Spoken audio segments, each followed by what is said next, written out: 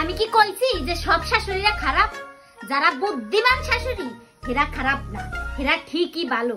হেরা এই রূপ বোঝে যে আমার মাইয়ে তো বিয়ে দিয়ে দিছি, হে তো পরের বাড়ি চলগে গেছে, এখন তো গায়ে জোর আছে। যে কালে গায়ে জোর থাকবে না, যে কালে কাজ কাম করতে পারবো না, তখন আমার এই পুতের বউতেই দেখবে। হেয়ের লেগে পুতের বউরে আর মাইয়েরে সমান ভাবে ভালোবাসে। হ্যাঁ গো মাতা, এই রূপ বুদ্ধি আছে যে আমার শেষ বয়সে সম্বল আমার মাইয়ে না, আমার পুতের বউ। আমার মাইয়ে আজকে আমারে দেখবে না, কারণ হে আর আলাদা সংসার আছে।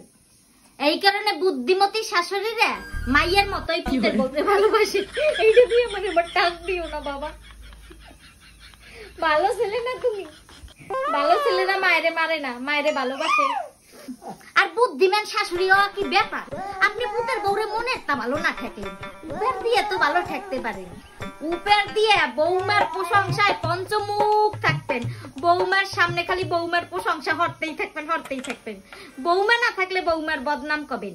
ও আরেকটা কথা, সাওয়ালের দ্বারে বেশি বেশি বৌমার নামে সুনাম কবেন যে আমি বৌমারে ভালো ঠেই, বৌমা না থাকলে গড্ডা অন্ধকার অন্ধকার ঠেহাই, এইরকম কইতে থাকতেন। বোঝেন না?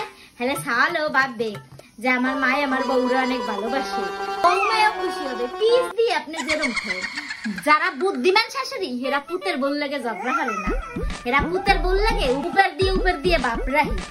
পৃথিবীতে মানুষ আইতেছে কাহিনী নেই, খালি খালি তো ঝগড়া জাডি জয় ঝামেলার দরকার কি? আপনি যদি পুত্রবধূরে ভালো ঠেন, পুত্রবধূও দেখবেন আপনারে ভালো ঠে। বুদ্ধিমতী হন, বুদ্ধিমতী হন, খালি মুখ চালাইলেই হয় না, বুদ্ধি খাটাইও চলতে হয়। আমারও তো সওয়াল আছে, আমি কিন্তু বুদ্ধিমান শাশুড়ি হব। আর এই যুগের শাশুড়ি আমি মডার্ন শাশুড়ি, বৌমার মনের কথা বুঝতে চলবে। আর অনেকেই এবার কয় তোমারও তো সওয়াল আছে, দেখ ফোনে তোমার বৌমার সাথে তুমি কিরম ব্যবহার করো।